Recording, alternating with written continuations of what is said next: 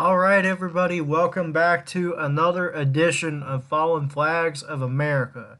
I'm your host, L&M Productions, and today this is a special video, well, a special Fallen Flags video. N- uh, we need to talk about this locomotive first. So what we're looking at here is Chicago, Indianapolis, and Louisville slash Monon number 50.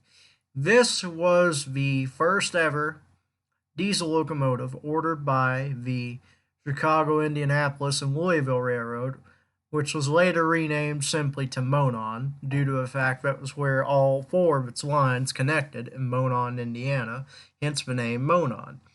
So, this locomotive was the only SW1 built for the Monon. Um, it is also the one of, I believe it was only one of a handful of switchers that the Monon would have on their roster be painted in this unique all black paint scheme with just the big in white letters of Monon on the side, and would have the circle logo for the C, I, and L. Now, so like I said, this locomotive was built in, let me go back to that. So it was built in February of 1942 for the Monon. It has been owned. It was actually bought by the Indiana Railroad Museum, the IRM. It would mainly stay around Noblesville, Indiana, until that museum closed due to a city dispute that happened in 2017. With that being said, the Monon will actually, it might still be there. I'm not for sure what happened to it, but anyway, I do know this engine is still preserved. And recently, due to the fact when it was getting transported, there was kind of an accident where its cab kind of got shaved off. And so all you could see was just the body, and then up to here, it was all smashed off. So, not a good day for the transport company or the museum because I doubt anyone was happy by that. But here we can see it restored to its as delivered black paint with its original Leslie A200 horn. Um, I have no idea though why it was painted in this weird orange paint scheme. That just looks a bit interesting. It probably was, it got swapped around between roads, and apparently on one of the roads it was swapped with, they repainted it to orange. And I guess it was just repainted eventually. I don't know. Be very interesting to see. Also, here is the Monon number 50 with one of the railroad's F units. They have I believe they have a set of nickel plate road F7s, this being number 83. Its designation is 83A by the nickel plate. Um, However, it's not exactly a nickel plate engine. You see, this engine was actually built for the Milwaukee Road as 110C. So it was essentially just repainted to nickel plate colors. This engine has swapped colors for several times in its life. This engine was the same locomotive, actually, it was one of the locomotives that some people may recognize from older films on YouTube, where it actually ran a little bit around the original Monon in Monon colors, along with a second F7. Then it was at some point it was built as 110C, but it was renumbered to Milwaukee Road 87A, 83A, excuse me. And essentially, it would wind up in Bensonville and probably in the deadline before they thankfully sold it to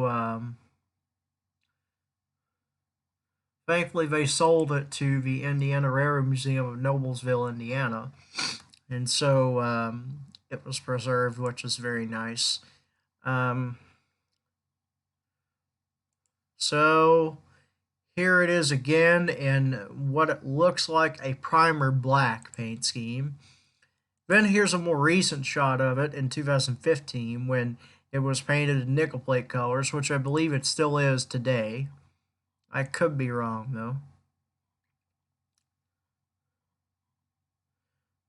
Oh, so yeah, it's still in its nickel plate paint scheme, but it was painted in for some generic reason. Anyway, the other topic that I need to broach is that we have hit 207 subscribers on YouTube. I am very happy for this, and I just wanted to say to anyone watching this video, thank you guys so much for the support you have been giving all 5 years. It's hard to believe that we are going to be 5 years old come this December. But actually, no, it was. I believe it was December, but we'll just say December. Um, it's just like I said. It's just hard to believe that at at the end of the week, well, at the end of the month, well, not the end of the month, the end of the year, we will be officially 5 years old. And I just want to say that 2020 and through 2021, it's been a rough year. Everyone's had to make accommodations. I have had to make accommodations, and honestly, I am not really a fan of it. But um, I just wanted to say that it has been wonderful to get to co-op with all these um, other YouTubers out there. Like when I first got into this 5 years old, 4 years ago, I never thought that we would get this far.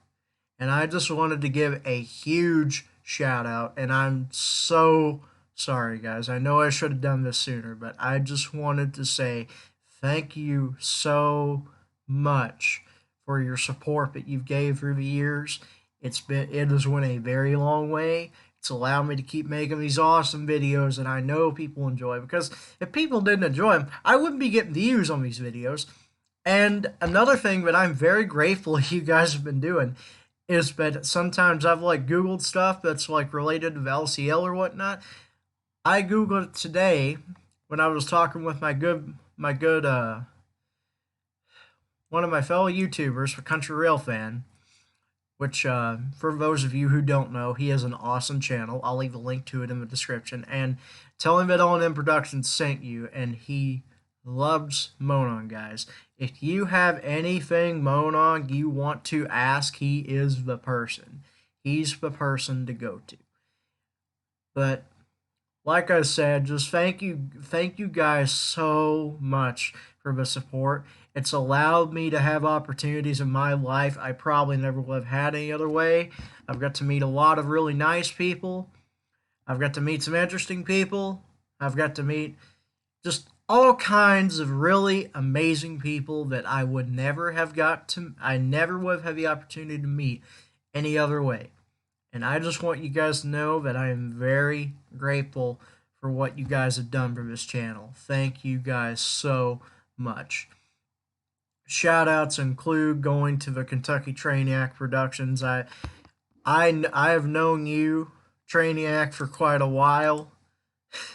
In fact, you were the guy who got me into like trains real hot and heavy. So I just want to give you a shout out that you have been deserving for a while. I also deserve to give the BMI Rail Corp a shout out. He's another guy in the Louisville district that sometimes we shoot videos together. So I just want to say it's been a pleasure shooting with you, man. And of course, for Country Rail Fan, I just want to say it's been an honor getting to meet you, getting to know you, man, getting to go out and rail fan with you. It's been awesome. It has been awesome. And the GMTX 2613, he is another awesome guy. He's got all kinds of good stuff, guys. You need to check all these guys out. I'll leave them in the description. But, like, for instance, there's just so many things I would not know about rail fanning if it wasn't for these amazing people that I've mentioned. And there's probably countless others that I will meet throughout my life. It's also allowed me to have interactions with other YouTubers that are out of state. Like, for example, I once had an encounter when I was at the Kentucky Steam Heritage Highball event back in 2019. Trainiac and Railcorp and myself were all out there, and we were documenting this historic move. And I actually got to meet, by complete accident. We went over to Frankfort, Kentucky, which is a stone's throw away from where I'm at, and I got to meet Jawtooth for the first time. And for those of you who don't know, Jawtooth is a really amazing guy. He's out of Ohio, and I believe the track that he sits on, the Cincinnati, it's something. So I do know it's CC and CCET. I can't remember what it stands for, but that's his home line, and that is a really nice line. I believe it's XNW trackage, although it could be wrong.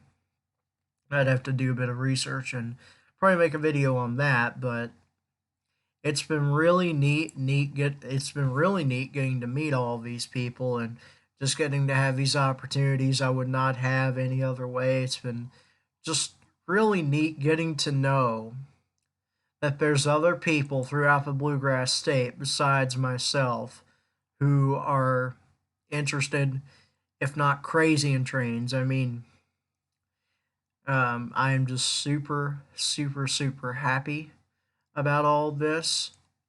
It's really exciting for me, and I am looking forward to the many more opportunities it will bring throughout the future. Me and the Country Rail fan this coming weekend are actually going to try and document some trains on the Indiana Railroad, which is a short line that I have yet to get out in rail fan, but I really like to because I do know they still have some of their 90 Max running, and the 90 Max are practically extinct. They're practically dinosaurs. They're almost gone. They pretty much are gone.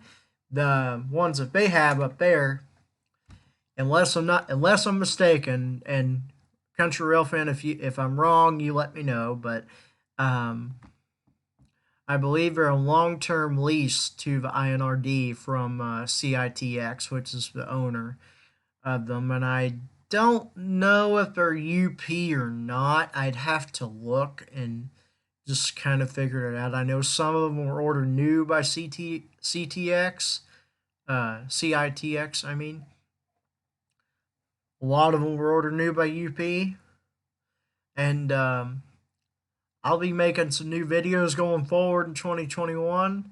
This is going to be an interesting year. It will. I'm just really looking forward to seeing what the future brings, and I'll just have all kinds of things going on. And heck, guys, someday we might be able to go on road trips. And I don't know, maybe if I don't know how this would work, I'd have to figure out. But I don't know. I just I don't really know what I'm going to do with the channel moving forward because I've always had plans when I get older. I want to expand the channel on what we do and just what setups I have and whatnot. Because I'll be honest, guys, the Sony camera that I have, the Sony Cybershot, which was a gift from Trainiac, by the way, has done really good for the channel and will continue to. But I'm always in search for something that's like we can go a little better because there's a camera that I really want. The only thing is they're like freaking $500-600 a camera, the Nikon D3500, which if you can afford it is a really good camera. And I'll be honest, hopefully someday, guys, we'll be able to get the Nikon up and running and we'll be able to do some shooting with it. And I've heard it's a really good camera. It's very versatile in what it can do. It can do really good pictures. It can do really good video. I've heard it's good at both. But just like I said, guys, I am very excited for what the future is going to bring us. I'm excited for what's in store. And yeah, so before I go, I'm gonna play you guys a clip that that me and the Country Rail fam, when we were out last weekend, we shot down in a few places. Well, yeah, one spot on the main line. Then we went and saw the Bluegrass Railroad Museum. And for those who don't know, if you're interested in checking it out and you live local to it, the Bluegrass Railroad Museum is a small little museum located on the remnants of the old Southern Versailles district, which ran between Lawrenceburg, Kentucky to Lexington, Kentucky. And they're a nice museum, and I've been out there, and I know the people, and they're really nice. And they have two MRS-1 Alcos. They have a Fairbanks Morse H1644, and they have a pair of Jeeps. One is a GP. It's a GP7. Its number is Norfolk and Western 975, 675, excuse me. And then the other one is Illinois Central Gulf number 7738, which is a GP8, which is a rebuild. What was actually built as Reading number 910, a GP7. So it was one of the Paducah builds. So we got to go out there, and I will just say that it was quite rainy when we shot this footage, but probably the highlight of my day when we were out shooting this was seeing the third train that came through here, which had a really amazing leader. So with that being said, take a look at this.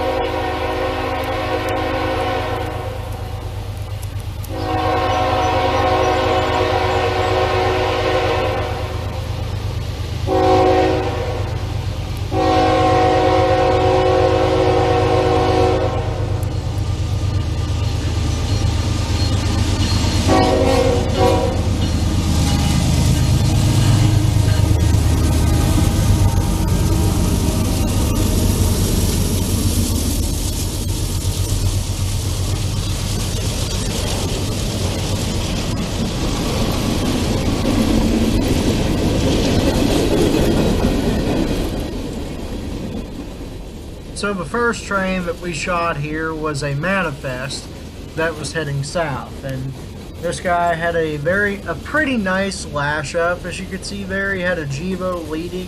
Your typical power of Norfolk Southern. Most trains tend to have a GEVO on the lead. Every once in a while, you get a -9 on the lead. This one had -9 trailing.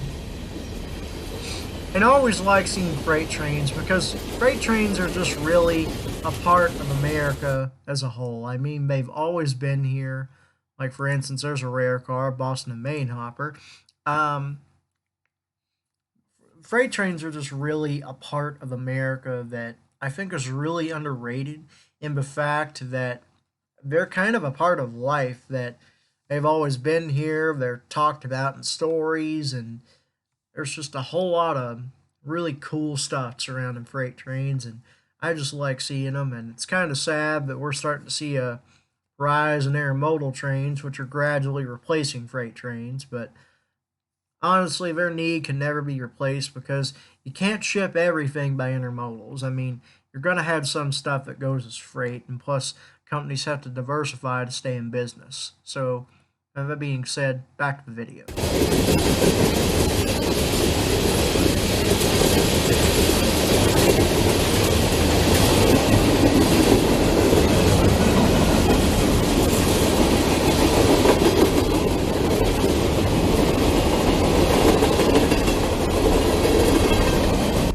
Ah, yes, an AC-44 C6M, the common power of Norfolk Southern. These locomotives have came to dominate the Louisville district as well as the main line. Their presence well, actually, they have a very high presence. These locomotives are the result of rebuilds constructed by Norfolk Southern and GE/Wabtec, which rebuild older Dash 9 locomotives up to newer specifications, likely to GEVO specs. And essentially, it's a Dash 9, but it has a rebuilt cab on it. So, yeah, this one right here happened to be fresh out of the works.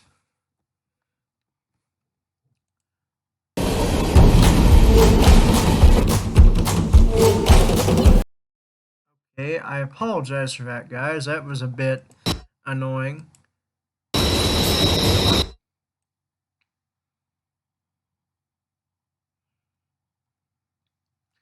So we shall get to the next train. So the next train here was he was also a mixed freight, but he had a lot of intermodals on this one, which led me to believe he was train 216.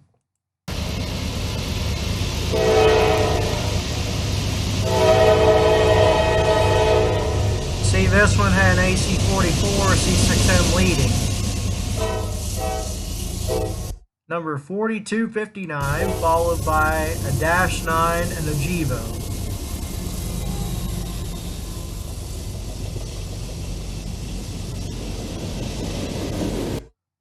But anyways, guys, that's going to do it for this video. I will get into this next time. This is L&M Productions out.